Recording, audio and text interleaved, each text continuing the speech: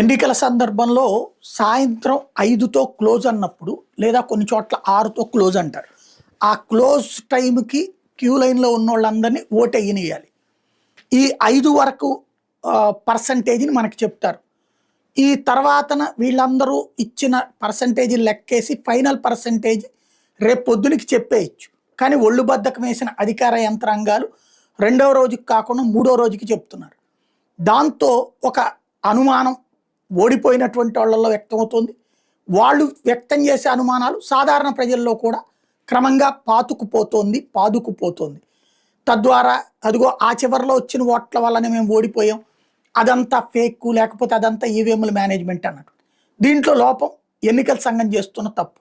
దాన్ని ఇప్పుడు సరిచేసుకునేటటువంటి దిశగా అడుగులు వేస్తోందట. ఫైనల్ టర్నౌట్ వచ్చేటప్పటికి ఏ రోజుకు ఆ రోజే చెప్పేటట్టు గంటకి